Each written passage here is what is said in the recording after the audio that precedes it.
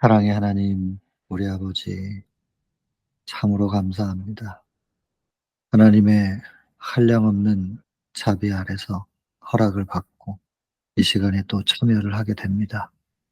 이 시간 주의 종은 입술과 심령을 아버지 앞에 그대로 드립니다. 사용하셔서 하나님의 마음을 표현하시고 통로로 쓰임받은 자는 말씀이 지나간 자리가 정결함을 입을 수 있도록 하나님께서 그 복을 주시면 더 바랄 것이 없겠습니다. 이 한 시간 시종을 아버지께만 의탁을 드리며 우리 각자의 자리에 성령으로 충만히 임하여 주시기를 간절히 바라며 예수님 귀하신 성으로 기도드립니다. 여러분, 오늘은 53장입니다. 갈릴리로부터의 마지막 여행. 초막절은 52장으로 이제 마무리가 됐고요. 이제 절기 중에서 마지막 절기 초막절이 끝나고 이 땅을 상징하는 애굽으로부터 이스라엘 백성들을 출애굽해서 하늘을 상징하는 가나안까지 인도하시는 이 모든 과정들, 그것을 기억하게 해 주는 마지막 절기 초막절. 그 마지막 절기가 마무리가 되면서 예수님의 사역도 이제는 마지막으로 들어가는 것입니다. 기억할 건 다 기억하게 해 주었습니다. 이제는 예루살렘으로 마지막으로 입성하셔서 십자가에 못 박히시는 일만 남았습니다. 제목이 그래서 갈릴리로부터의 마지막 여행이고요. 이 챕터가 기록돼야 되는 이유는 제일 마지막 문단에 나와 있습니다.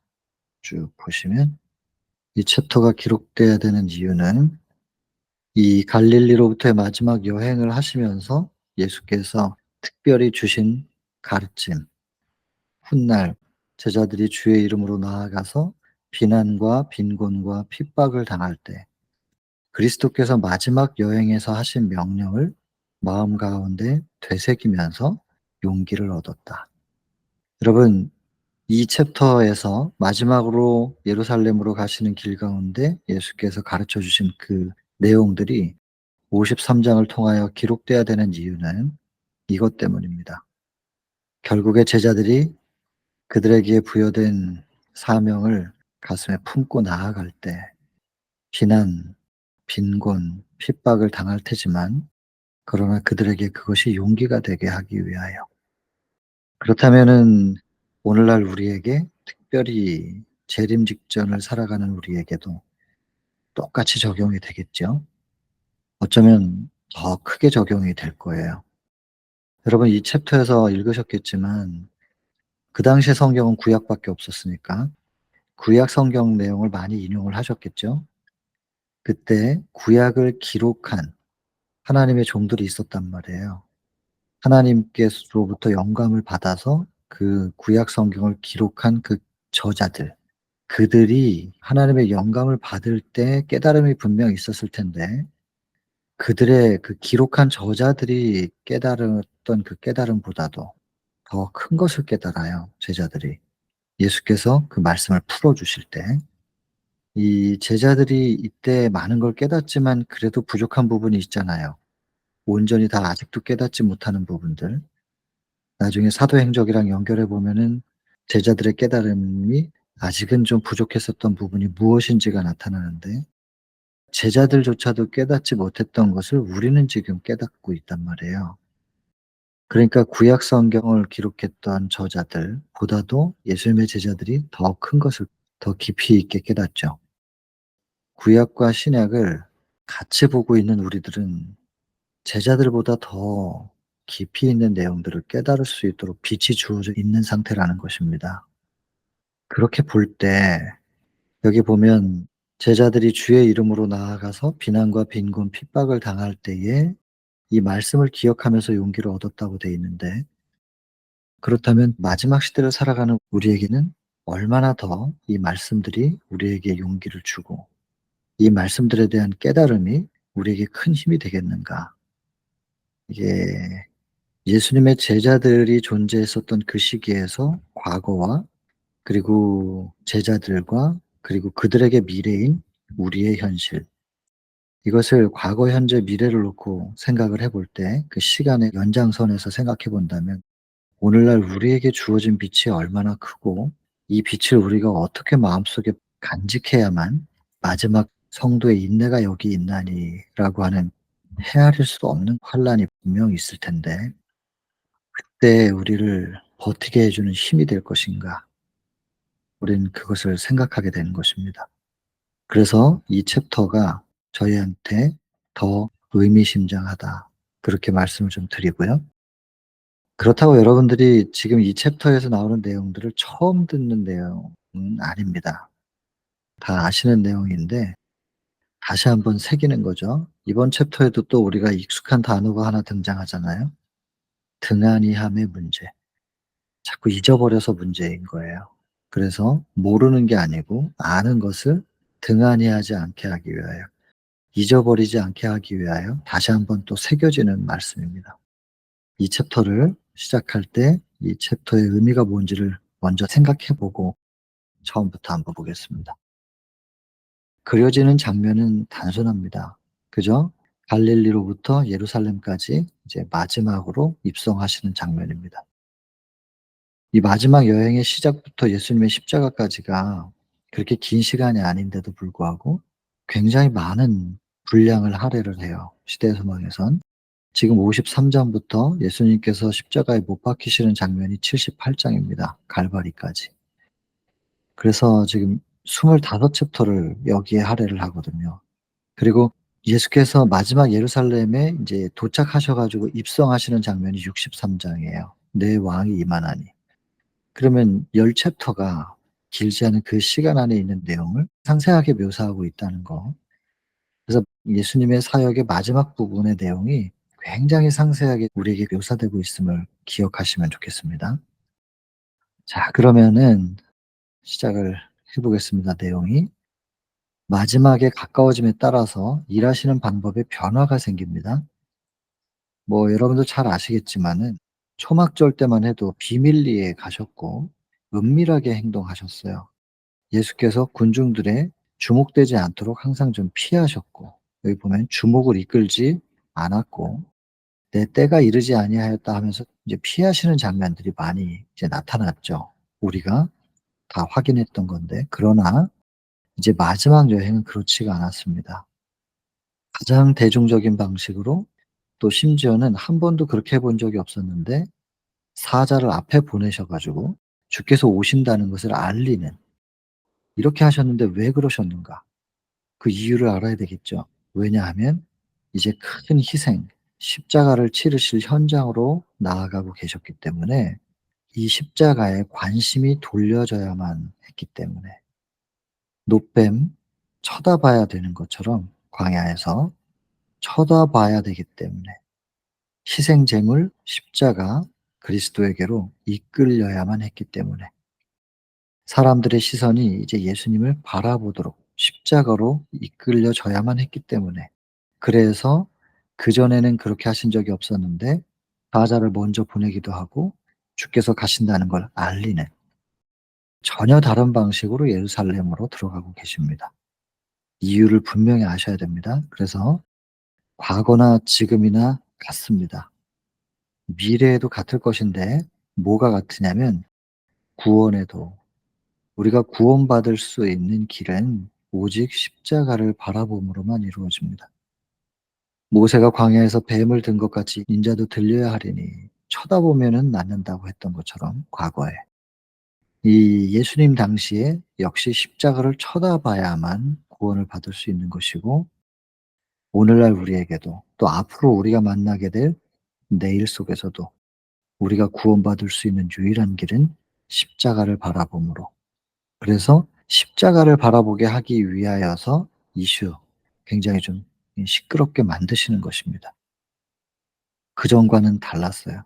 이제 예루살렘에 가는 이유는 십자가를 끝내 지셔야 되니까. 이제 그 십자가를 바라보게 하기 위해서는 평상시처럼 그렇게 조용히 은밀하게 들어가실 수가 없는 것이었습니다. 이유를 꼭 아셔야 됩니다. 그래서 과거나 지금이나 같은데 미래에도 같을 것. 구원을 위해서는 오직 십자가를 바라봄으로. 십자가를 바라봄으로. 그래서 예수께서 이렇게 바라보게 하려고 시선을 끌어모으기 위하여 이렇게 하신 것입니다. 변화를 주신 것입니다. 중요한 부분입니다. 예수님의 형제들은 "왜 당신을 드러내지 않습니까?" 메시아의 사역에 대해서 이해를 못할 땐 그렇게 얘기를 했고, 제자들은 지금은 또 똑같은 정신인데 반대로 "들어가면 안 됩니다. 이렇게 눈에 띄게 들어가면 안 됩니다." 말리는 겁니다. 예수님의 형제들, 제자들, 아주 가까이 있는 사람들입니다. 이들이 예수님을 이해를 못하는 것입니다. 이것이요, 사랑하는 제자들의 공포와 실망 그리고 불신을 거스름고 당신의 길을, 그러니까 이 제자들의 이런 권유를 거스르고 당신의 길을 밀고 나아가는 것은 예수의 마음에 고통스러운 일이었다. 그리고 사단은요, 항상 가까이에 있습니다. 예수님을 그렇게 고통스럽게 한 거, 그리고 유혹한 거, 이것은 항상 가까이에 있는 사람들을 통하여. 그래서 어쩌면 사역을 좀 쉽게 하기 위해서는 '가까이에 있는 사람들에게 말씀을 많이 나눠야 되겠구나.' 그런 생각도 합니다. 가까이에 있는 사람들이 기별을 알지 못하면 '기별을 전하는 사람의 마음에 고통을 주겠구나.' 예수님도 그러셨으니까. 이 제자들 때문에 예수님이 얼마나 고통스러우셨는지 모릅니다. 그들은 예수님을 사랑하기 때문에 말리는 거예요. 인간 예수님, 그 사랑이 뭔지를 알아요. 그래서 그게 유혹이 되는 거예요. 아예 미워하고 원수처럼 방해를 하면 차라리 어쩌면 나을 수도 있어요. 근데 가까이에 있는 사람들이 말씀을 깨닫지를 못해 가지고, 그러나 인간적으로 너무 사랑해요. 사랑으로 계속 말리는 거예요. 예수님이 이게 굉장히 고통스러우셨던 거예요. 사단은 그걸 잘 알아요. 그래서 가까이에 있는 사람들을 말씀의 빛에 어둡게 만들어 가지고 그 사람들을 통하여 기별을 전하는 통로를 고통스럽게 하고 유혹해요. 이런 사단의 방법은 지금도 아주 즐겨 쓰는 방법일 겁니다. 그래서 어떻게 보면 가장 가까이 있는 사람들을 말씀으로 깨우는 일이 참 중요하다 생각이 듭니다. 제자들은 말합니다. "들어가면 죽을 텐데 왜 가냐고. 여기 아직 굶주리고 있는 영혼들이 이렇게 많다. 고통당하는 사람들이 이렇게 많다. 이 사람들 다 어떡할 거냐고. 사업은 이제 막 시작한 건데 할 일이 얼마나 많고, 그리고 당신은 아직 너무나 젊지 않습니까? 30대 초반. 그리고 능력도 있고 세계적인 넓은 분야에 좀 확장시키고 나아가야 되지 않겠습니까? 그것을 전하면서 무수한 사람들이 빛을 받았을 때 느껴질 수 있는 행복감이 있단 말이에요. 이걸 왜 마다하냐고. 그리고 직접 좀 하시지. 어찌하여 이렇게 깨달음도 둔하고 아직은 배워야 될 게 많은 이 제자들에게 추수를 맡기십니까? 왜 죽음 앞으로 그렇게 나아가려고 합니까? 이런 질문들. 이것이 광야에서 예수님을 유혹하던 원수가 요런 질문들을 통하여, 이 특별히 사랑하는 제자들이 하는 이런 질문들을 통해서 무섭고도 교활한 유혹을, 그것으로 그리스도를 맹렬히 공격하였다. 강력한 공격이었던 것이죠. 만약에 이 유혹에 예수께서 자기 연민에 빠져 가지고 자기 합리화시킬 수도 있잖아요. 왜냐하면 여기 틀린 얘기가 하나도 없어요. 다 너무나 타당한 얘기들이거든요, 인간적으로 볼 때. 하나님의 계획표가 아니라면 이거 다 맞는 얘기예요. 근데 인간적으로 아무리 다 합당해도 하나님의 계획표가 이게 아니기 때문에 예수님은 하나님의 계획대로 가셔야 되거든요. 근데 인간적으로 볼 때 잠깐만 하나님의 계획에서 눈을 감으면 사랑하는 제자들이 하는 말 이거 다 맞는 얘기니까 맞기도 하고 감동이 되기도 하고 또 사랑의 권유이기도 하니까. 그래서 쪼끔만 눈 감고 자신을 구원하기 위하여 그의 행로를 변경하였더라면 그럼 뭐 우리에게 구원의 도는 없는 것이죠. 이렇게 강력한 시험 가운데서 예수께서 이 표현 말입니다. "굳게 결심하셨다." 여러분, 신이기 때문에 당연히 이기는 거지, 이게 아닌 거죠. 적어도 여기 지금 함께 하시는 분들은 아니라는 거 아시죠? 인간 예수. 그분은 괴로우셨고 그분의 한 걸음 한 걸음은 무거우셨어요. 굳게 결심하여야만 했어요. 굳게 결심하지 않으면 흔들릴 수 있었던 거예요, 예수님도. 나아가지 못할 수 있었던 거예요. 굳게 결심하셨습니다. 또 나옵니다. 굳게 결심하셨다. 굳게 결심하셔야만 마지막 십자가를 향하여 나아가는 그의 발걸음이 이어질 수 있었단 말입니다. 쉽지 않은 걸음이었다는 거. 예수님이라 할지라도 가벼울 수 없었다는 것을, 이 걸음걸음이 얼마나 많은 것을 감수하고 고뇌에 찬 걸음이었는지에 대해서 우리는 모릅니다. 그 예수님의 고뇌를 제가 조금이라도 안다면 그 고뇌의 걸음이 나를 위한 걸음이었다는 것을 좀 깊이 깨달을 수만 있으면 제가 이렇게 안 살 것 같아요. 지금보다 훨씬 더 예수님을 닮은 모습으로, 예수님과 하나 된 모습으로 살아갈 수 있을 것 같은데, 예, 저도 아직은 이게 온전히 제 안에 충만하다고 말할 수가 없는 거죠. 밑에 본문 내용에 나옵니다. 다 아시는 내용이지만 이 모든 것들이 결코 지식일 수가 없다는 것. 이거를 말로 설명하기는 어렵다고 표현을 해요. 그것은 경험적으로 안다. 이렇게 적혀 있잖아요, 본문 내용에. 그러니까 이건 가르칠 수 있는 게 아닌 것 같아요. 말로 설명해서 가르칠 수 있는 게 아니라 예수 그리스도를 개인적으로 영접한 사람들이 진짜 개인적으로 느끼는 경험입니다. 그러니까 경험으로 알아가는 거죠. 그러니까 화이부인이 얘기한 거죠. 세천사의 기별 곧 믿음으로 말미암는 의 구원의 도는 이론과 지식일 수 없다. 경험과 체험이다. 예수께서 굳게 결심하셨다. 여러분, 우리도 훗날 굳게 결심해야 될 때가 올 겁니다. 이 결심이 오늘날부터 계속 이어져야 될 거예요. 근데 인제 아시잖아요. 정로의 계단 5 장, 헌신, 우리의 의지는 썩은 새끼줄과 같다. 그래서 우리의 의지의 결심이 아니고 우리의 결심을 하나님 앞에 자꾸 드려야 되는 거죠. 오늘도 결심하고 내일도 결심하고, 어제 결심했다가 끊어졌어도 오늘 아침 다시 결심해야 됩니다. 의인은 안 넘어지는 사람이 아니고 7번 완전히 넘어져도 다시 일어나는 사람이 의인이니까 또 결심하는 겁니다. 오늘 결심하고 시작했는데 저녁 때쯤 또 끊어져 있는 자기를 발견할 수도 있겠지만, 그래도 발견하면 또 결심해야 됩니다. 포기하면 안 됩니다. 다시 일어나는 사람이 의인입니다. 예수님도 굳게 결심하시고 나아가신 것처럼 우리도 이 결심을 매일매일 하고 하나님 앞에 드려야 될 거예요.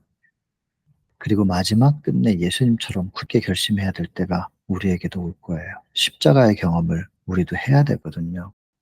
대쟁투를 끝마칠 사람들은 반드시 십자가의 경험을, 중보자가 없는 상태에서 내 영혼을 아버지께 의탁하나이다, 이 믿음의 고백을 할 수 있어야 되거든요.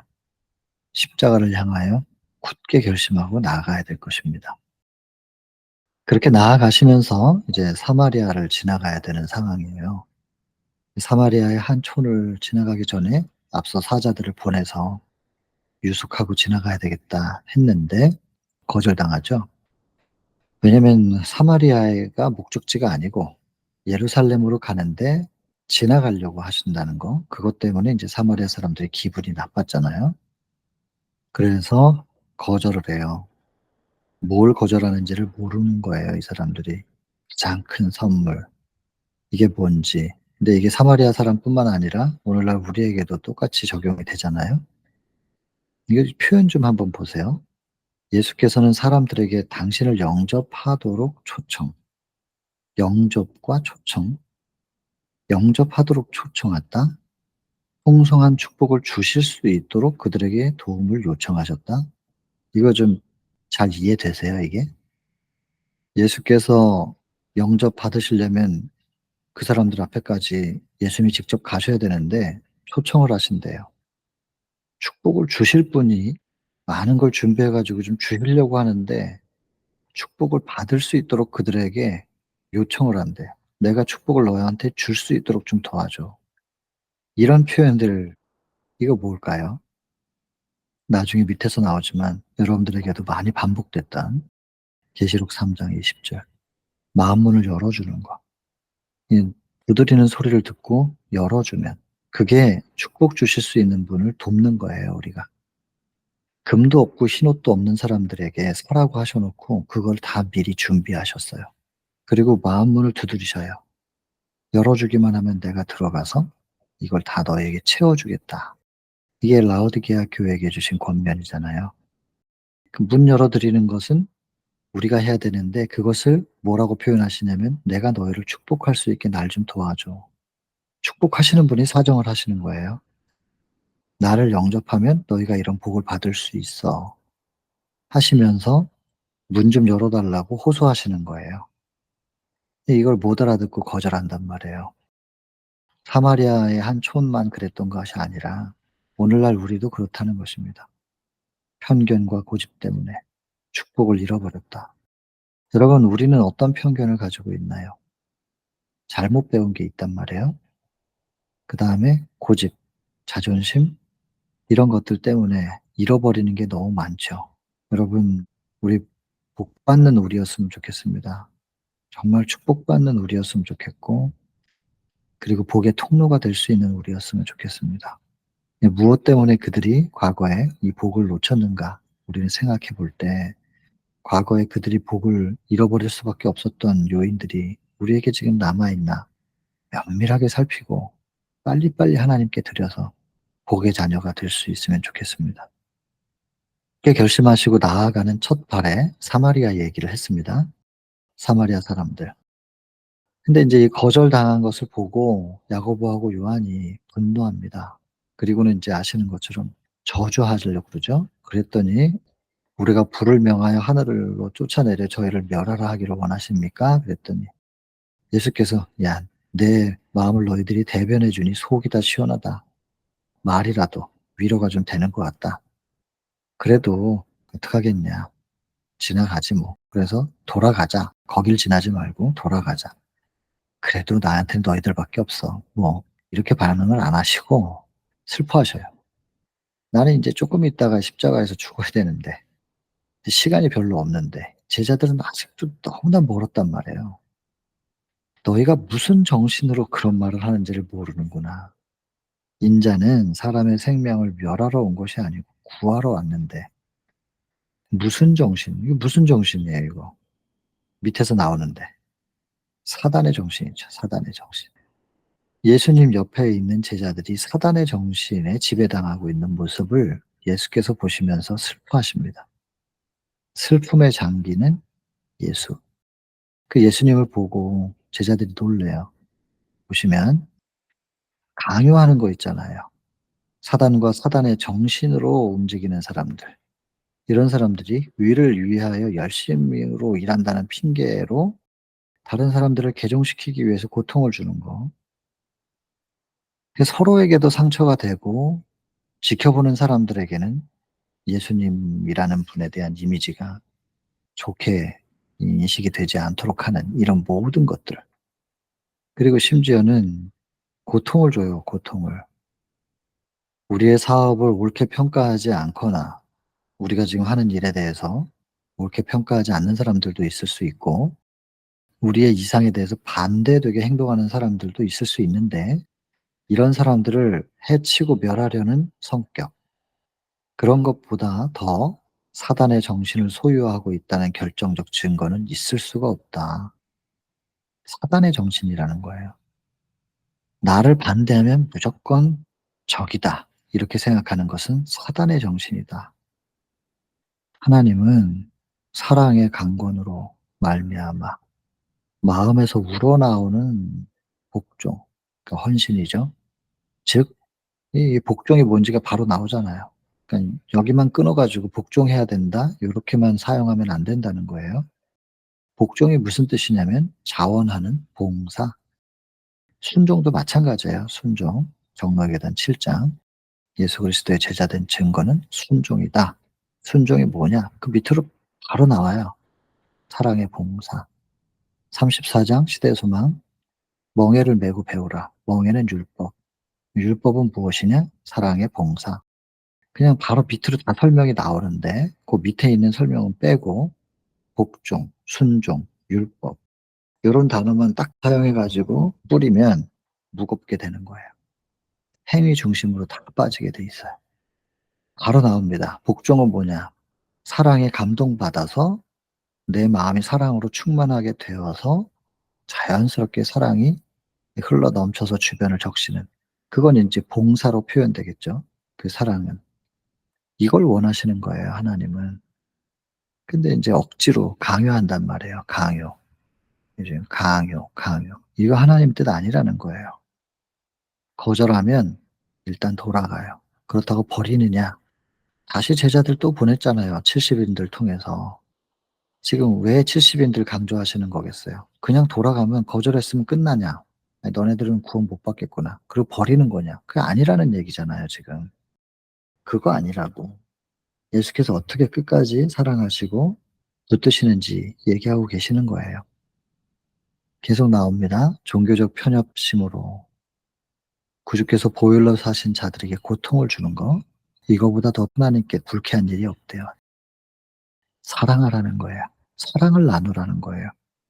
교리, 우리 교단의 교리가 진짜야. 주장하면서 싸우고 그들을 억지로 강요해서 끌어당기고 이러지 좀 말라는 거예요. 사랑으로 하라는 거예요. 다른 것을 표현할 수는 있겠지만 "나는 이것을 옳다고 생각합니다." 라고 진리를 높일 수는 있겠지만 싸우지 말라는 거예요. 하나님께서 기뻐하시는 일이 아니라는 것이죠.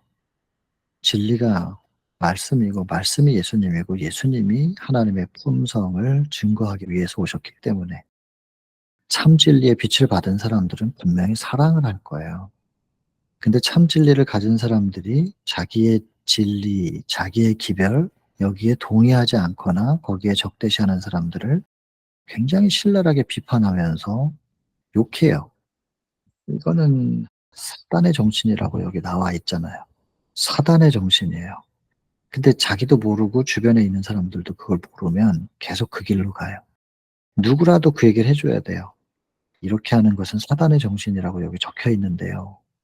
우리가 정말로 진리를 머리로만 아는 게 아니라 가슴에 품었다면 우리는 진리의 정신으로 물들 겁니다.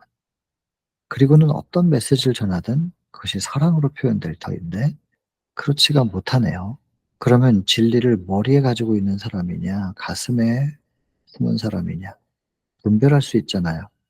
혹은 머리에도 진리의 개념조차 제대로 못 갖고 있는 사람이냐.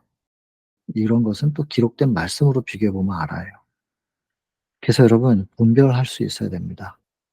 그리고 남들을 분별하기 전에 무엇보다도 자기 자신의 상태가 어떤지를 성찰할 수 있어야 되고 깨달을 수 있어야 되겠죠. 그 부분도 또 밑에서 나옵니다.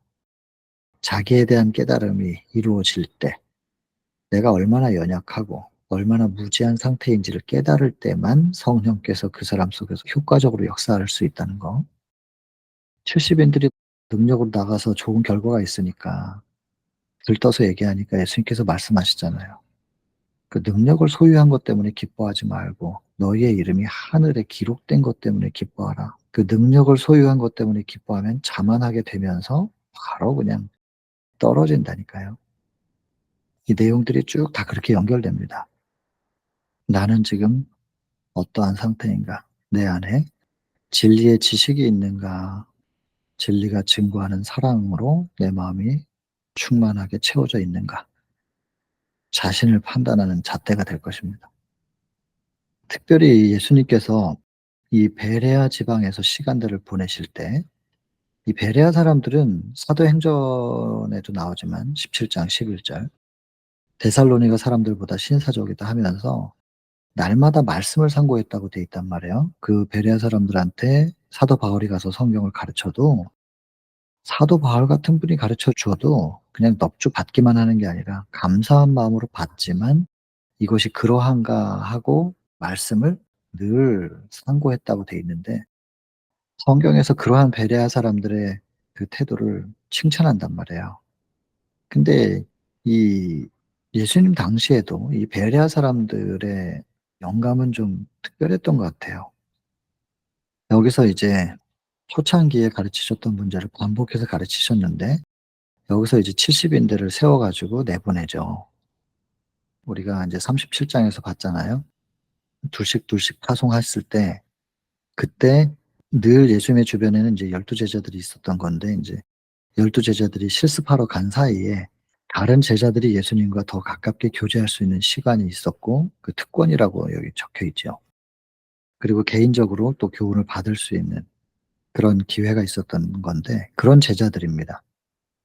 그 제자들이 70 인들로 구성돼서 나가서 전해 보라고 하는데 12 제자를 내보낼 때와 70 인들 내보낼 때는 좀 다른 게 있는데 뭐냐면 지시한 내용은 같아요. 그러나 지경이 달라요.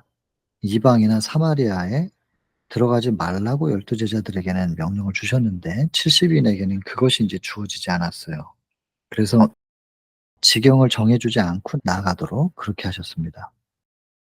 그래서 이들이 사마리아도 간 거예요. 그것도 첫 번째. 첫째로 사마리아에 갔고 이 사마리아에 대한 소개가 말입니다. 사마리아 방문하셨었잖아요. 우리가 19 장에서 봤잖아요. 요한복음 4 장에 사마리아의 수가 여인. 그다음에 인제 다음 장에서 나올 건데 선한 사마리아인을 칭찬하신 일. 그다음에 인제 그 문둥병자 10 명을 고쳐 줬는데 9 명은 돌아오지 않고 한 사람만 돌아와서 감사 인사를 했던 그 한 명의 문둥병자도 사마리아 사람이네요. 이게 인제 제자들한테 깊은 의미가 있는 일이었고요. 사마리아 사람들 역사적으로 인제 섞인 민족이기 때문에 유대인들한테는 남방 유다로부터는 "아브라함의 후손이 아니다. 피가 섞였기 때문에 정통성을 잃었다."라고 하면서 천시됐지만 예수님은 이 사마리아 사람들을 그렇게 보지 않으셨다는 거. 그래서 예루살렘과 유대와 사마리아 요 세 지역 이스라엘 전체의 히브리 족속들이죠. 야곱 족속들인데 이 첫째로 복음을 전해야 할 곳으로 예수님께로부터도 그렇게 지시를 받았던 곳입니다. 근데 인제 이렇게 70 인들이 나가서 전할 때 사마리아 사람들이 이제 뉘우침이 있죠. 왜냐면 저희가 예수를 거칠게 대하였다는 걸 알아요. 이거 좀 유숙하고 지나가겠다는 거 거절하고 말입니다. 환대하지 않았었음에도 불구하고 예수께서 저희에 대한 사랑을 표현하신 거잖아요. 이것을 보고 마음이 예수께 끌리었다. 여러분 예수님께로 사람들의 마음이 끌리게 하는 것은 요런 일 때문이네요. 그럼 우리도 우리가 전도하는 사람들한테 거절당할 때도 있을 것이고 그런 사람들에게 우리가 어떠한 모습으로 그들의 거절 앞에 설 것이냐 이제 생각을 좀 해 봐야 되겠죠. 평상시에 생각을 좀 많이 해 둬야 될 거예요. 그래서 갑자기 그런 일을 당했을 때 그때서 생각하는 게 아니라 '아 이럴 때는 이렇게 예수님도 이러셨으니까.' 하면서 순간적으로 늘 생각했던 자기의 그 모습이 그런 상황을 마주대하면 인제 그냥 자연스럽게 표현이 되는 그 이미지 트레이닝이라고 그러는데 운동하는 사람들도 그 이미지 트레이닝을 참 많이 하거든요. 그 몸으로 하는 건 한계가 있으니까 훈련 시간 끝나고 나면 인제 앉아서 가만히 계속해서 인제 생각 훈련하는 거예요. 근데 그 상황이 딱 되면 자기도 모르게 몸이 그렇게 움직여지는 요런 것들이 이제 운동을 좀 이미지 트레이닝 해 본 사람들은 잘 알 수 있는 부분인데 이게 영적으로도 똑같이 적용이 되는 것 같아요. 그래서 평상시에 예수님을 자꾸 생각을 많이 해 놓은 사람들은 그 상황이 딱 닥치면 나도 모르게 평상시에 생각했던 그 묵상의 분량만큼 표현이 그렇게 되는 거죠. 이런 건 우리가 많이 생각해 놔야 될 것 같아요. 거절당할 때 어떻게 해야 되나. 그래야만 그 순간에 그렇게 인제 묵상의 분량만큼 표현이 되면 그게 거절했던 사람들이 그 순간에는 거절하고 그러지만 그들의 마음속에 그게 잔상으로 남나 봐요. 그래서 결국에는 예수님께로 이끌렸다. 이렇게 돼 있잖아요. 예수께서 하신 방법대로 우리도 해 봐야 되겠다는 생각이 들지요. 그러려면 이 장면을 많이 생각해 두셔야 됩니다. 그래서 결국에 예수님을 거절했던 사마리아가 구주의 사신들은 환영을 하는 것입니다. 그래서 가장 큰 원수였던 사람들 가운데서 귀중한 수확을 거두었다. 이거 정말 기쁜 일이겠죠. 이게 인제 역전하는 건데요. 이 역전이 확 인제 더 통쾌하잖아요. 처음엔 사단이 이긴 것 같았는데 결국에는 이제 역전해 가지고 사단을 쓰러뜨리는, 이게 굉장히 통쾌한 장면입니다. 근데 어느 동네로 들어가든지 영접하지 않는 사람들이 있으면 억지로 거기에 머물려고 하지 말고 나오라는 거예요. 그리고는 "우리 발에 묻은 먼지도 너에게 털어버리노라." 이런 표현, 이렇게 말하라고 시키셨어요. 근데 이것에 대해서 오해하지 말라고. 왜냐하면 이런 표현들과 요한과 야고보가 한 행동이 같은 것 같잖아요. 저주하는 거예요. 불을 내려 가지고 저주하는. 같은 것 같지만 이게 이 무슨 뜻인지를 지금 설명하고 있는 겁니다. 울분이나 자존심 상했어, 화내는 분노의 표현이 아니라는 것을 지금 설명하는 겁니다. 근데 이거를 이렇게 시대 소망이 없으면 "우리 발에 묻은 먼지도 너에게 떨어버리노라." 이런 그 구어체로 기록된 이런 성경만 본다면 실제로 이렇게 하는 사람들이 있지 않을까요? 저는 보기는 봤어요. 근데 사실 자주 봤어요.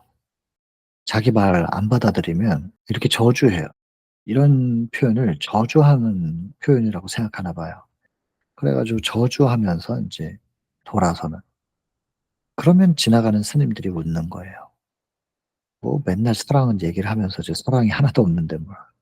그것도 복음 전한다는 사람들이 좀 반대를 받으니까 저렇게 화내고 자존심 상해 가지고 그냥 팍 돌아서고 예수님께 수치를 돌리는 거죠. 그러니까 이런 표현들이 이게 화내는 분노의 표현이 아니라고 지금 설명하고 있잖아요. 주의 기별이나 그의 사신들을 거절하는 것이 얼마나 무서운 일인가. 인제 빌라도 같은 사람도 손을 씻잖아요. "그럼 너희들이 원해서 그런 거야. 내가 나한텐 책임이 없어?" 하면서 보는 앞에서 손 씻잖아요. "십자가에 못 박게 하소서." 막 군중들이 외치니까. 이 당시에는 이런 표현을 쓴 것 같아요. 그 먼지를 털면서 "나한테는 책임이 없다. 당신들이 거절한 것이다." 이게 이제 분노의 표현이라기보다는 '무서운 일인가. 너희들의 지금 거절이 얼마나 무서운 일인가를 보여주기 위해서 행할 것이다.' 그래서 절대 분노의 표현은 아니라는 거, 오해가 없어야 됩니다. 그다음에 "소돔이 그 동네보다 견디기 쉬우리라." 결국엔 인제 예수 그리스도를 거절하는 사람들이 당하게 될 심판이 있는 건데 그거에 대하여 인제 경고의 메시지죠. 내가 지금 화가 나는 게 아니고 내가 거절당해서 화내는 게 아니라 당신들이 심판을 피해갈 방법이 없습니다. 근데 이것도 성경이 참 이렇게 그 함축적인 책이라서 표현이 상당히 건조하고 거칠어요. 근데 여러분 우리가 이 속에 담겨 있는 간절한 하나님의 사랑의 마음으로 보셔야 됩니다. 부모들이 그냥 화가 나면 자녀들한테 그냥 좀 감정적으로 표현할 때가 있지만 다 아시잖아요. 자녀들 키워 보셨으니까. 감정적으로 표현하지만 그 감정의 뿌리 속에 뭐가 있냔 말이에요. 차라리 다른 집 아이들한테는 좀 이성적으로 표현할 것 같은데 우리 집 아이한테는 이성적으로 잘 표현 못 하잖아요. 그 왜 그래요? 사랑이 커서 그래요. 사랑이 크기 때문에 그것이 더 화로 표현되는데 그거를 조절해야 되는 거죠. 그게 이제 신앙의 힘이라고 저는 생각을 하게 되는데, 그래서 내 자녀라 할지라도 감정적으로 표현하지 않을 수 있으려면 그리스도의 사랑으로 책망을 해야 되니까. 근데 글 속에는 표현만 담긴단 말이에요. 그 표현하게 되는 마음 깊은 곳에서의 그 사랑을 여기 다 담기가 좀, 이게 자체가 좀 다른 거니까. 이런 기호로 이걸 다 표현하기가 좀 어렵단 말이에요. 그래서 자칫 사단이 이걸 이용해 가지고 이런 기호로 표현된 이 글 속에서 하나님의 품성을 오해하게 만드는 경향들이 많은 것 같거든요. 우리는 이런 표현 속에서 뭐 "발에 먼지를 떨어 버려라." 이게 인제 이런 표현들 속에 담겨 있는 하나님의 마음을 살필 수 있어야 된다는 것이죠. 근데 이런 표현 그대로만 인제 자꾸 외우고 이러면 하나님의 품성이 이런 줄 알고 밖에 나가서도 진짜 먼지 털어요 이렇게. "네가 거절한 거야?" 그러면서 탁 털어버리고 "너희들에게 심판이 있을 거야." 이 저주하는 거죠 이거는. 심판받으라고. "나를 거절했으니 너는 심판받아라." 막 이런 식으로. 이거 아닙니다. 성경 그렇게 보고 그렇게 적용하면 안 되죠. 하나님은 사랑이라 그랬는데. 이게 안 맞잖아요. "발에 먼지를 너에게 떨어 버린다." 라는 것과 "하나님은 사랑이시다." 이게 안 맞잖아요. 하나님이 사랑이면 먼지를 털어도 사랑이에요. "심판이 있을 것이다." 말씀 그렇게 표현해도 그게 속에 사랑이에요. 눈물로 외치는 거 이러다간 심판이야. "내가 너의 심판받고 죽어가는 걸 어찌 보겠느냐." 이렇게 돼야 되는데 "심판받아." 이렇게 표현되면 안 된다는 거죠. 문구에서 자꾸 말씀드립니다만 빨간 안경을 쓰고 보면 다 이렇게 빨개 보입니다. 까만 안경 쓰고 보면 다 까매 보이고. 사랑의 안경으로 보셔야 됩니다, 성경은. 특별히 지금 갈릴리 바다 근방 예수께서 나사렛에서 태어나시고 갈릴리에서 성장하셨잖아요. 생각을 한번 해 보셔요. 신이 우리 마을에서 사시거나 아니면 바로 옆 마을에서 사시는 거예요. 늘 오가다가 만나요, 신을. 그 보면 날마다 출입하셨다고 그랬고 축복의 통로로 신이 인간의 모습으로 이 땅에 오셔 가지고 우리 동네에서 사는데 그 축복을 못 받는 나사렛 사람들, "이는 목수의 아들이 아니냐." 이러면서 거절한 나사렛 사람들 얼마나 불쌍해요. 너무나 불쌍한 거예요. 축복이 바로 옆에 있는데 우리도 마찬가지죠. 이렇게 쉽게 잘 풀어 주는 이런 빛이 이 재림교단에게 지금 있는데 이 책을 자꾸 안 보고 이 책을 보는 것이 오히려 좀 눈총 받아야 되는 이런 분위기가 지금 어느새 형성되었다면 그 사단이 꽤 많이 들어와 있는 겁니다, 이 교단 안에. 예언의 신이 성경보다 우월하다는 얘기를 하고 있는 것이 아닙니다. 성경을 잘 이해할 수 있도록 비춰준 빛을 왜 굳이 거절하고 내 눈으로, 내 머리로 해석하겠다고 굳이 그렇게 고집을 해야 되겠는가? 여러분, 축복이 있는데 축복인 줄을 몰라요. 거절하는 거예요. 안타까운 일입니다. 매우 신중한 채 하면서 랍비들이 이 새 교리를 받아들이지 말도록 경고한대요. 이게 랍비들이 이렇게 하는 거예요, 랍비들이. 참 이거 예수님 당시에 이랬어요. 근데 새 교리가 그러면 진짠지 아닌지를 어떻게 구별했어야 되느냐. 말씀의 기준으로 이거를 점검해 봤어야 되는 거예요. 그 당시에 새 교리는 예수님이잖아요. 예수님이 전하시는 내용이 기록된 성경과 일치하는지 아닌지를 그리고 랍비들이 말하는 것은 성경과 일치하는지 아닌지를 백성들이 말씀을 기준으로 점검했었어야 되잖아요. 근데 백성들은 스스로 하나님의 말씀을 깨달으려고 노력하는 대신에 제사장들과 바리새인들이 가르치는 것을 믿었다. 그냥 가르쳐 주는 대로 이게 편하잖아요. 내가 연구하려면 힘들고 그냥 말해 주는 거 이렇게 듣고 '그래 그게 맞겠지. 어련히 잘 연구해서 말씀하시는 걸 테니까.' 제사장들과 바리새인들이 가르치는 거. 그 백성들이 그렇게 따라갔단 말이에요. 그러다 보니 하나님을 높이는 대신에 제사장들과 관원들을 존경하였다. 성경이 뭐라고 기록되어 있느냐 이렇게 얘기하는 게 아니라 누가 이렇게 말했다. 어떤 분이 이렇게 가르친다. 요즘은 안 그럴까요? 큰일이에요. 큰일이에요. 믿음은 들음에서 나요. 이것도 또 반복입니다. 들음에서 나기 때문에 처음에 누군가 전하는 사람에 의해서 들었고 그래서 예수님의 씨가 내 마음속에 들어와서 씨를 품으니까 뿌리도 내리고 싹이 터요. 그래서 전하는 사람들이 필요한 거예요. 그러나 그 씨가 뿌리 내리고 자라서 열매 맺게 하는 데는 계속해서 전하는 사람들을 통해서 들어야만 되는 게 아니고 씨가 뿌려졌으면 그다음에는 의의 태양이 햇빛을 비춰 줘야지. 생명의 빛. 성령께서 비로 임하셔야죠. 그래야 물과 영양분과 햇빛이 잘 조화를 이루면 자라서 열매를 맺지 않겠어요? 씨를 받았으면 그다음에는 성령과 예수님께로 직접 나아가고 그분들로부터 모든 생명이 자라는 데 필요한 요소들을 공급받아 열매를 맺게 되는 것인데 여전히 씨 뿌리는 사람들을 계속 쳐다보고 있으면 계속 씨만 받아요? 그러면 안 된다는 얘기예요.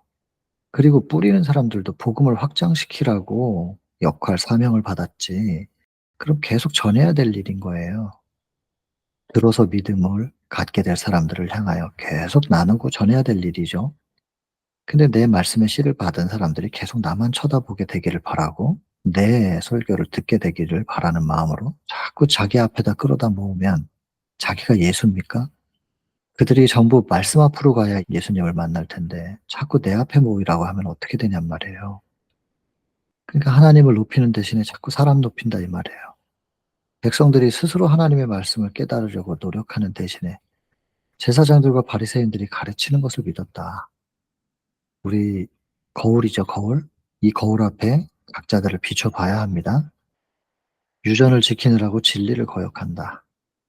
많은 사람들은 깊은 인상을 받고 예수님의 말씀을 들었을 때 깊은 인상을 받긴 받아요. 설복도 돼요. 그러나 깨달은 대로 또 나아가질 않네요. 말씀이 나를 인도하는 거예요. 새로운 말씀이 '이게 진짠데?' 라는 감동은 받았어요. 근데 그 진리 되신 말씀이 우리를 인도하는 대로 나를 그냥 두질 않아요. 진리가 인도하는 대로 그냥 같이 따라가 주면 좋겠는데 관성적으로 다른 쪽으로 가고 있었거든요. 그걸 진리가 방향을 바꾸려고 할 때 따르려 하지 않는다는 것이죠. 결국엔 예수님 편에 서지 못하게 됐다. 그런 말입니다. 축복이 있었는데 30 년을 같이 거기서 살았는데도 그 사람들도 그걸 놓친 거예요. "참된 증인은 볼지어다 내가 문 밖에 서서 두드리노니." 하면서 제발 열어 달라고. 여러분 여기 왜 참된 증인이라고 표현했냐면요. 보내는 그 편지마다 각각 그 시대별로 예수님께서 당신 자신을 표현하는 게 다르잖아요. 에베소 교회다. 그러면 초대 사회를 다니시는 그 교회 관리는 제자들이 하는 게 아니라 내가 직접 한다. 그 말씀이고 그 제자들이 다 순교당했어도 두려워하지 말란 얘기죠. 그다음에 서머나 교회, 순교. 순교하는 교회니까 "죽었다가 살아나신 이가 가라사대." 이렇게 표현하시는 거예요. 두려워하지 말라고. "내가 부활의 하나님이다." 그 말이죠. 퍼가모. 이제 타협의 교회잖아요. 타협 시대에는 예리한 칼날로서 단칼에 인제 딱 정확하게 구별하는 그런 하나님. 그다음에 뭐 두아디라 암흑교회잖아요. 그러니까 빛난 주석 같은 이렇게 표현하신단 말이에요. 이제 이런 식으로 마지막 라오디게아 교회에게는 창조의 근본이고 참된 증인이신 이가 가라사대 이렇게 표현하신단 말이에요. 왜냐하면 왜 창조가 언급되고 증인, 증거가 강조돼야 되는가? 마지막 라오디게아 교회 시대에는 창조주 경배가 세천사의 기별이 외쳐져야 되기 때문에 라오디게아 교회에게 주어진 세천사의 기별이 핵심이죠. 창조주 경배. 그 세천사의 기별 가운데 첫째 천사. 그다음에 이 창조주 경배를 통하여 바벨론에서 나온 사람들 예수의 증거를 발산할 수 있게 되거든요. 그래서 하나님의 계명과 말씀으로 창조하셨으니까 하나님의 계명과 예수의 증거를 가진 자들 이게 다 연결됩니다. 계시록 12장 17절과 계시록 3장 14절부터 라오디게아 교회에게 주어진 권면 이게 다 연결되면서 마지막 시대와 마지막 교회의 사명들이 전부 연결되는 건데 이걸 지금 여기 시대소망에서 다 표현은 하지 않았지만 "문 밖에 서서 두드린다 창조주께서 문을 열어주면 창조주가 들어가서 금도 흰옷도 다시 재창조해 줄 거야." 이제 이걸 강조하시는 내용이거든요. 그것을 강조하실 때 참된 증인 되신 참된 증인이 이렇게 말씀하셨다는 거예요.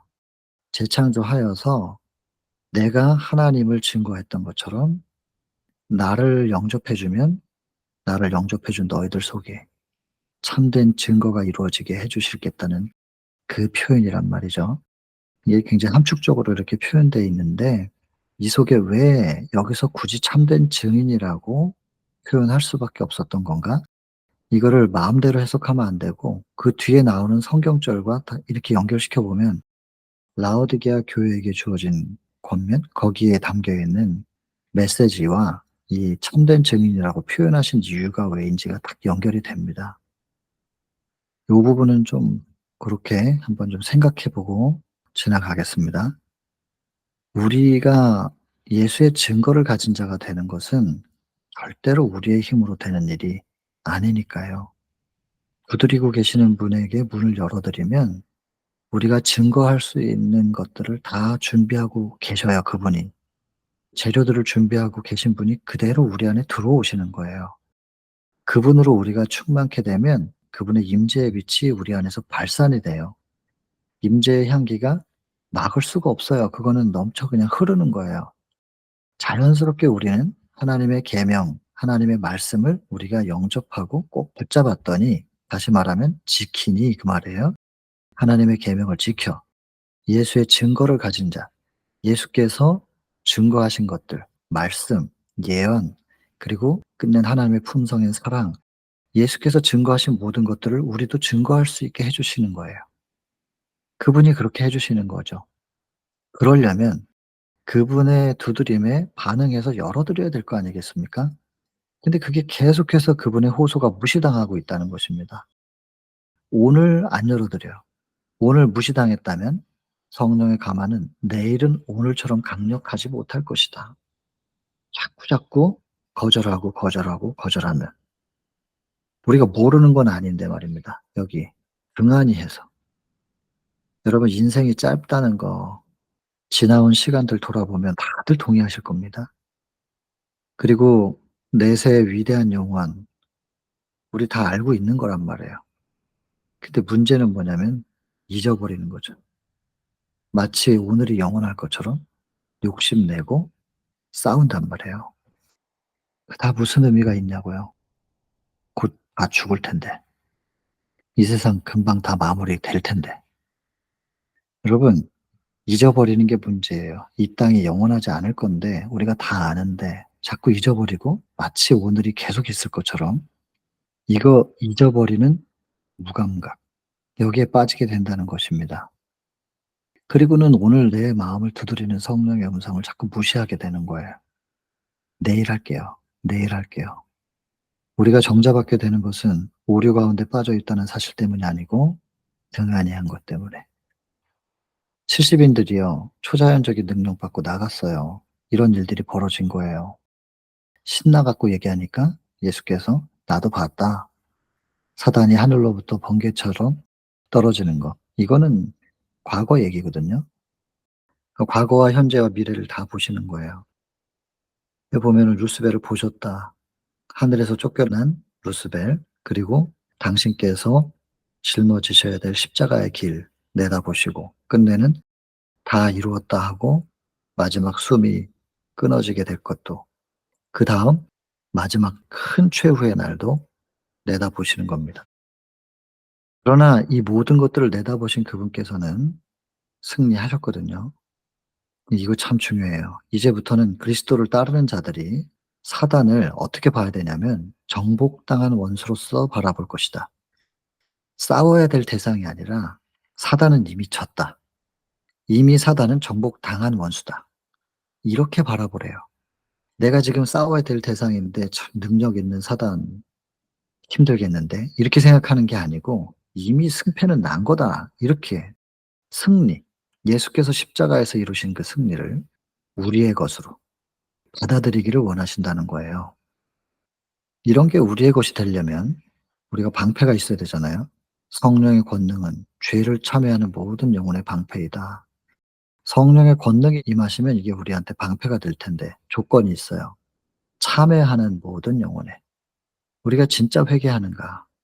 죄를 뉘우치고 믿음으로 그의 보호하심을 주장한다. 간구하는 거죠. 그런 사람들은 한 사람도 원수의 권세 아래 들어가도록 허락하지 않으실 것이다. 여러분, 우리가 진짜 죄를 뉘우치고 있습니까? 정말로 믿음, 영접이죠. 예수님을 마음속에 모시고 내 안에서 꼭 계속 머물러 계셔 주세요. 그래야 제가 안전할 수 있어요. 저의 죄된 본성을 가죽옷으로 덮어 주셔야 돼요. 그래야 가시와 엉겅퀴가 다시 올라오지 않을 수 있어요. 제발 저를 지켜 주세요. 이렇게 하는 사람들은 절대로 원수의 권세 아래 들어가도록 허락되지 않는데요. 요거 두 가지만 하면 되겠네요. 죄를 뉘우친다는 게 뭐예요? 회개. 회개라는 게 뭐예요? 예수님 붙잡는 거죠. 보는 거죠. 돌이켜 보는 거죠. 보라 세상 죄를 지고 가는 하나님의 어린 양이다. 회개하라 천국이 가까웠다. 예수께로 우리의 시선을 돌리는 것. 죄를 슬퍼하고 예수님께로 시선을 돌려 그분을 붙잡아요. 그리고 마음속에 영접해요. 그리고 제 안에서 꼭 계속 계셔 주세요. 요것만 하라는 거예요. 그러면 그다음에는 그분이 싸워 주실 거고 원수가 우리를 자기의 권세 아래 두지 못하도록 막아 주실 것이라는 거죠. 시험 받아요. 넘어져요. 그러나 다시 일어남으로 시험받아 연단된 그의 자녀들 이렇게 해 주거든요. 연단된 자녀들입니다. 고스란히 성장한 사람들 아니고 시험 받고 연단된다. 두드려 맞죠. 아프죠. 그러나 그런 시간들 하나님의 자녀를 만들어 주는 과정이라고 생각할 때 좀 더 견디기 쉽지 않겠습니까? 그리고 이 시험은 하나님께서 주신다고 생각하지 마시고 시험은 사단이 주는 거예요. 하나님은 증명하기 위하여 허락하시는 거고 우리가 어떻게 하면 하나님의 자녀로 인정받는가? 고스란히 성장한 사람들이라기보다는 이 과정에 필요한 이 과정을 다 겪고 오신 분들이라면 자부심을 좀 가져도 될 것 같습니다. 자기 자신에게 상처투성이인 자기 자신, 하나님의 자녀의 자격이 있나? 이렇게 생각하시기보다는 그래서 하나님의 자녀의 자격이 있는 것입니다. 그래서 실패도 있고 손실도 있고 불가능과 패배 같은 이런 것들 과거에는 있을 수 있지만 이렇게 뉘우치고 믿음으로 예수님을 보호하심을 주장하는 사람들, 예수님이 우리 마음속에 계신 사람들에게는 이런 것들이 더 이상 이런 거 실패, 손실, 불가능, 패배 이런 것들이 침범하지 못할 것입니다. 우리는 능력 주시는 자를 통하여 모든 일을 할 수 있다. 이 말 왜 했겠어요? 실패, 손실, 불가능한 거, 패배 같은 게 예수와 같이 있을 수 없다고 적혀 있는데 나는 맨날 실패하거든. 손실, 불가능한 것 같고 나는 패배자인 것 같고 적혀 있는 거는 여기 예수님과 같이 이런 것들이 있을 수 없다고 돼 있는데 나는 매일 이렇거든요. 그러니까 걱정하지 말라고 능력 주시는 자를 통하여 모든 일을 이런 것들이 없어질 수 있도록 할 수 있다는 것입니다. 유혹과 시련이 닥쳐올 때 모든 어려움을 바로잡으려고 기다리지 말라고. 아니 내가 이걸 바로잡으려고 하면 뭐 되냔 말이에요. 그대를 도와주시는 예수를 바라보라. 모르시지 않잖아요. 그 아는 내용이잖아요 이거. 등하냐 해서 문제니까 다시 한번 기억을 상기시키느라고 적어 보신 것 같습니다. 원수는 그들의 상상에 점점 더 크게 보인다. 사단이 강력한 존재인 것은 사실이다. 그러나 사단은 우리가 그의 힘을 과장할 때 기뻐한대요. 왜? 예수에 대하여 말하지 않느냐? 사단의 능력에 대해서는 이렇게 말하면서 왜 예수에 대하여 말하지 않는가? 왜 예수의 능력과 사랑을 높이지 않는가? 예수님의 능력과 사랑이 사단을 조약돌 던지듯이 집어던질 수 있고 하늘에서 추방시킨 능력이에요. 그 예수님을 높이라는 거죠. 사단을 자꾸 생각하지 말고. 그리고는 된다고 예수님 바라보고 능력 주시는 자를 통해서 모든 일을 할 수 있다고 말하라는 거예요. 자꾸 실패, 손실, 불가능, 패배 난 이것만 계속 경험했으니까 나는 안 돼. 사단이 자꾸 그 생각을 집어넣는단 말이에요. 그러나 예수님 바라보라고 왜 예수님에 대해서 말하지 않냐? 왜 자꾸 사단의 능력이 강하다고 말하냐? 예수의 능력과 사랑을 높이지 않냐? 예수님을 높이라고. 된다는 거예요. 그분이 되게 해 주신다는 거예요. 이거 너무 잘하시는 말씀이잖아요. "믿는 자마다 멸망치 않고 영생 얻게 한다." 이거는 보증이라는 거예요, 보증. 믿기만 하면 내가 어떻게 해 주는지 보라는 거예요. 보증이다. 능력 있는 것 때문에 기뻐하지 말고 너의 이름이 하늘에 기록된 것으로 기뻐하라. 왜냐하면 능력이 있다고 딱 생각하는 순간 자만에 빠지니까. 여기 나오잖아요. 자신의 힘으로 일하지 않도록 주의하라. 이기심은 일의 성공이 어느 정도라도 따르면 명성을 높이려고 한다. 자신의 힘. 여러분 보증은 믿는 자에게 주어지는 보증이고 자신의 힘으로 하는 사람들은 자꾸 요거 결국엔 요거 경험해요. 실패, 손실, 불가능, 이거 패배. 된다는 얘기를 하고 되려면 믿어 달라는 거예요. 스스로 하지 말라는 거예요. 인간의 힘으로는 안 된다는 거예요. 근데 나를 영접해 줘 그 얘기죠. 뭐 매번 똑같은 얘기인데 오늘도 또 그 얘기 강조하는 거야 또 반복해서. 그래서 심지어 내가 약할 때 곧 강해지는 거예요. 내가 약하다는 거, 내가 안 된다는 걸 알 때 오직 예수님께만 매달리니까.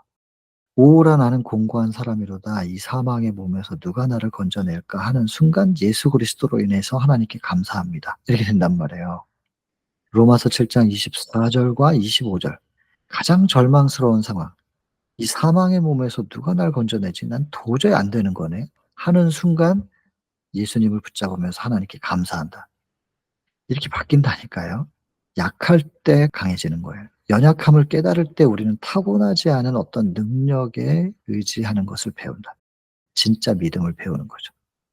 자기를 믿지 말라는 것입니다.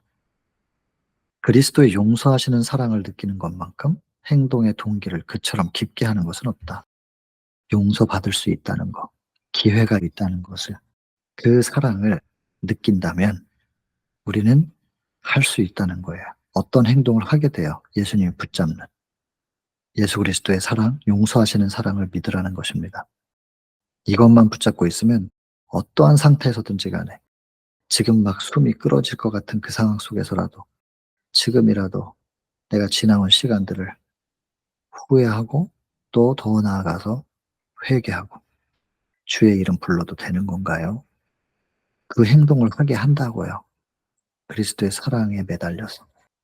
그리스도의 능력에 매달려서 그렇게 하면 그건 후회예요. 그 능력에 의해서 심판받을까 봐. 근데 아직도 주의 사랑을 내가 갈망하는 마음이 일말이라도 남아서 그게 싹이 튼다면 숨이 끊어질 것 같은 그 상황 속에서라도 그걸 붙잡을 때 그 행동을 하게 해요. 뭐가? 사랑이. 그러면 그다음 일은 그분의 몫이죠. 그래서 제가 자꾸 환자분들한테 말하는 거예요. 마지막이라고 생각되는 순간을 만나면 그때라도 주의 이름을 꼭 좀 불러보세요. 그분의 이름은 구원이고 그 구원 속에는 우리를 향한 그분의 사랑이 담겨 있는 것입니다. 꼭 불러보시라고. 우리 마음속에 이기심이 적으면 적을수록 구주의 탁월하심을 더욱 명확하게 그리고 더욱 충분히 깨달을 수 있다. 빛과 힘의 근원에 더욱 가까이 연결시키면 연결시킬수록 더 큰 빛이 그대에게 주어질 것이고 하나님의 사업을 위하여 더 큰 힘이 그대에게 주어질 것이다. 그러니까 이기심, 이 경계해야 될 부분인데 내가 내 이기심을 어떻게 조절해요? 빛과 가까워지라는 거죠. 빛이 오면 어둠은 물러가니까.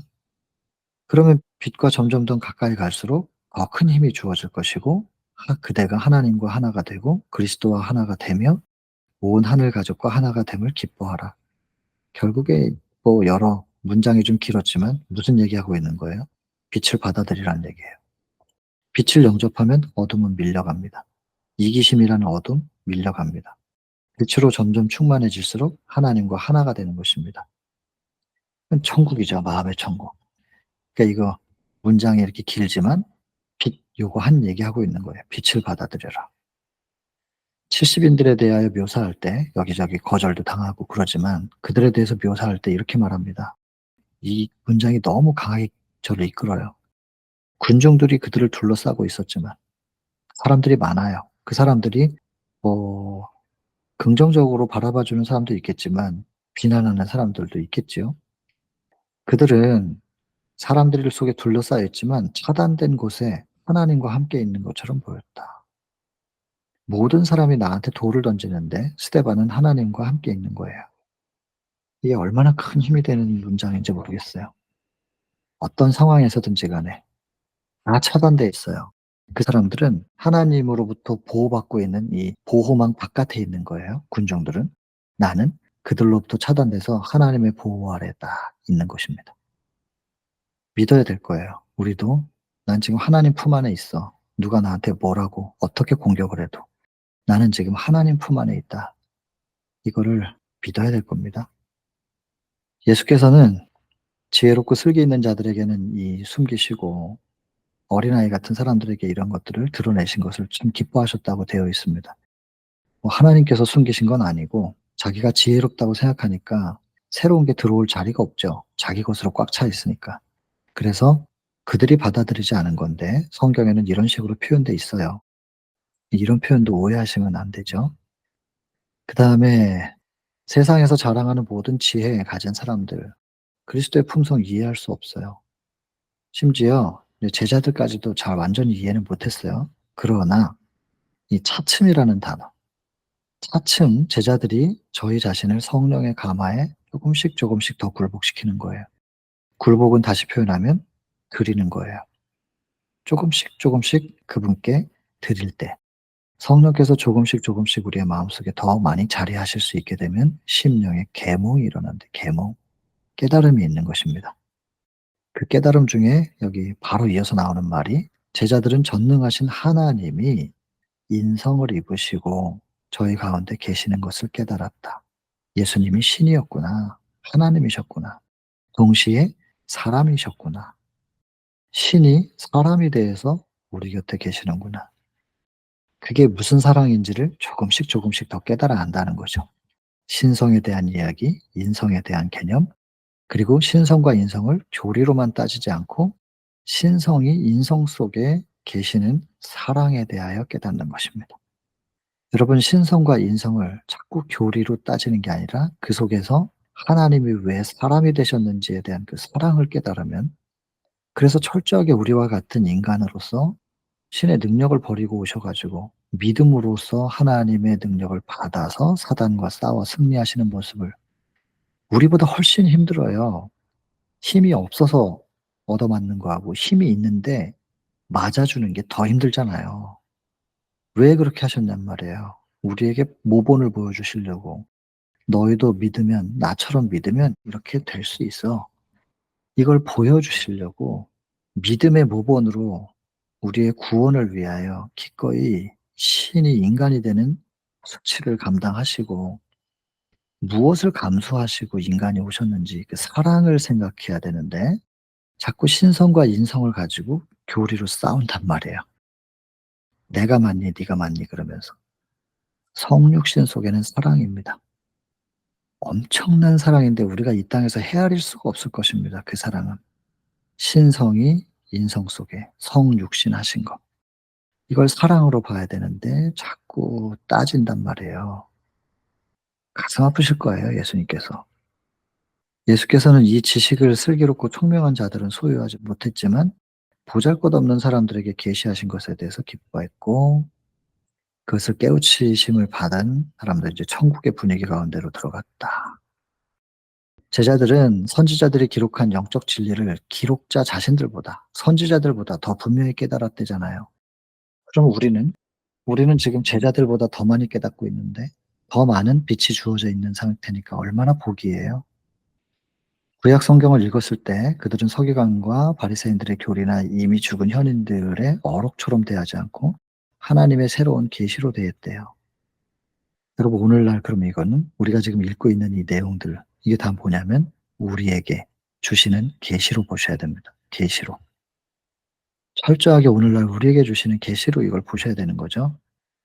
그냥 옛날 사람들이 기록해 놓은, 파이프인이 적어 놓은, 이렇게 보는 게 아니라 하나님의 계시로 본다는 것입니다. 세상이 능히 저를 받지 못하나니 이는 저를 보지도 못하고 알지도 못함이라. 그러나 저희는 저를 아나니 저는 너희와 함께 거하시며 또 너희 속에 계시겠다. 계시로 임하신 말씀 우리 마음속에 계시겠다고 하시니 우리 영접하고 볼 일입니다. 우리가 진리를 더욱 완전히 깨달을 수 있는 유일한 길이 있습니다. 유일한 길. 진리를 깨달을 수 있는 유일한 길은 그리스도의 성령으로 마음을 부드럽게 유지하고 성령의 지배를 받는 것이다. 그러니 우리가 얼마나 성령을 구해야 되겠는가 이 말이죠. 그리스도께서 그 속에 자정하시도록 해야 한다. 그러면 신비로 남아있게 될 것이다. 그분들이 우리 속에 임하시게 되면 구원의 과학은 설명되어 줄 수 없는 것이에요. 구원의 과학을 이걸 가르칠 수가 없다니까요. 그러나 경험을 통해서 알 수 있다. 자신의 죄악됨을 깨닫는 자만이 구주의 귀중함을 분별할 수 있다.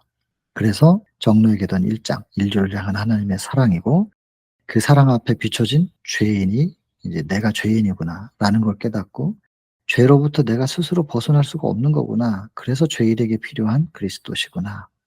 구주의 귀중함을 분별하게 되는 겁니다. 정로의 계단, 성령으로 쓰여진 책이 틀림없는 것 같습니다. 자, 많은 비유로 말씀을 하시는데요. 왜 그랬냐면 이제 적나라하게 표현하면 시비 걸 사람들이 많으니까 가리우느라고. 그래서 여기 보면 지혜로운 사람들은 깨닫지를 못하고 오히려 보잘것없는 사람들이 잘 깨닫는다는 얘기인데요.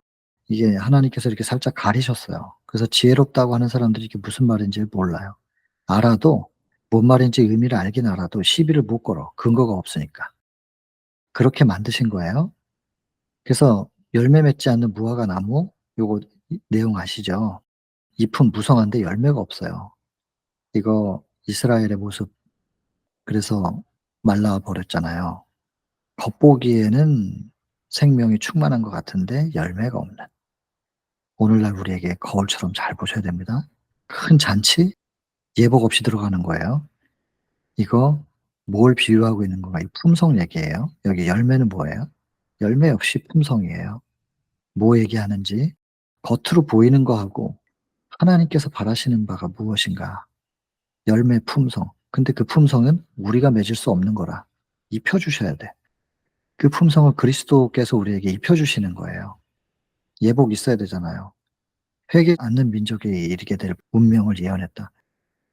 결국엔 품성 회복이 이루어지지 않은 사람들, 하나님의 품성으로 우리의 심령이 채워지지 않은 사람들, 주의 이름으로 선지자 노릇하고 귀신 내쫓았어도 아무 소용없다는 거예요.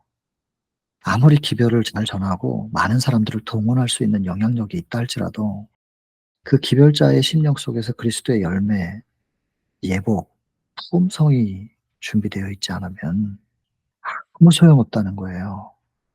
사랑이에요, 결론은. 그리스도의 사랑으로 우리의 심령이 충만해져 있는가?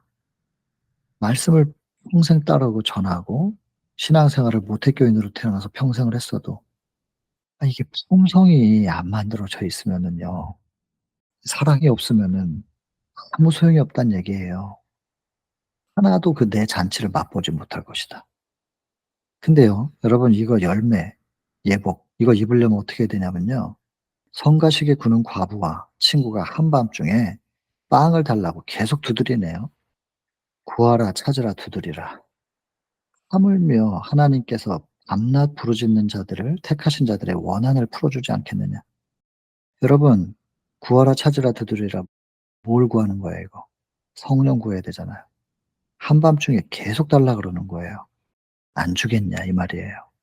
여러분 성령이 임하셔야 예수 그리스도의 품성으로 성령께서 우리를 변화시켜 주실 거 아니겠어요. 그러니 이런 열매, 이런 예복 입으려면 어떻게 해야 되냐고요. 끊임없이 구하고 찾고 두드리라. 뭐를? 성령을. 그리고 성령께서 우리를 진리 가운데로 인도하신다고 했으니까 진리이신 말씀을 계속 성령이 먹여 주시는 대로 먹고 한 문장도 좋으니까 하루에 한 절도 좋으니까 그냥 꾸준히 티끌 모아 태산입니다. 꾸준히. 그러면 성령께서 진리를 우리 마음속에 풀어 놓으셔 가지고 진리 속에 담겨 있는 창조의 능력으로 우리를 재창조하시는 거예요. 다 아시잖아요. 등한히 하면 안 되겠다는 것입니다. 등한히 하면 안 되겠다. 잃어버린 양 구하면 내가 안 해 주겠냐. 그 얘기하시면서 연결되죠. 잃어버린 양 계속 울어요. 어떻게 해야 될지를 몰라 가지고 그냥 울어요. 주인이 와 줬으면 좋겠다고 생각하는 거예요. 자기가 못 찾아가요. 그러니까 계속 와 달라고 우는 거예요. 이거 하면 돼요 우리가. 구하라 두드리라 찾으라. 한밤중에 계속 문 두드리는. 이거 우는 거예요 울어. 그러면서 이 어린 양의 이야기를 확대시키기 위해서 은전과 탕자 비유를 주신 거예요. 요건 잃어버린 양이고 요건 잃어버린 얘는 은전은 울지도 못하는 거잖아요. 탕자는 모든 거 다 탕진해 버린 사람들이에요. 어떤 형편에 있던 사람들이건 간에 99 마리 놔두고 찾아가는 목자가 주인공이죠.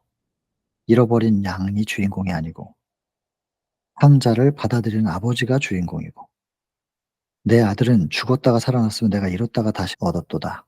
우리가 즐거워하고 기뻐하는 것이 마땅하다. 이 주인공 나는 이런 마음으로 너희를 바라보고 있어. 이 내 마음을 좀 알아줘. 그리고 내가 너희 마음속에 들어갈 수 있도록 제발 좀 문 좀 열어줘. 그러면 내가 열매 맺게 해 줄게. 내 의복 흰옷을 너에게 입혀 줄게. 지금 그 얘기하고 있잖아요. 쭉 연결되는 전체적인 내용이. 이런 내용들을 기억하라는 거예요. 그러면 나중에 비난받고 빈곤과 핍박을 당할 때 용기를 얻을 수 있을 것이다.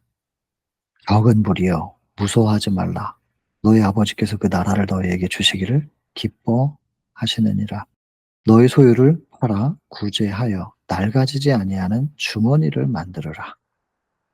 다들 주머니가 준비되면 담아주시겠다는 얘기죠. 곧 하늘에 둔 바 다함이 없는 보물이니 거기는 도적도 가까이 하는 일이 없고 좀도 먹는 일이 없느니라. 너의 보물이 있는 곳에 너의 마음도 있으리라. 53장이 기록되어야 했던 이유는 제자들이 주의 이름으로 나아가 비난과 빈곤과 핍박을 당할 때 그리스도께서 마지막 여행에서 하신 명령을 마음 가운데 되새기면서 용기를 얻었다. 여러분, 이 챕터에서 처음에는 알리지 않고 늘 다니셨던 분이 이제 선발대를 먼저 보내가지고 사자들을 먼저 보내서 내가 예루살렘으로 마지막으로 입성한다. 이거를 자꾸 드러내신 이유는 이제 십자가를 바라보게 하려고 시선을 강력하게 끌어당기는 것입니다.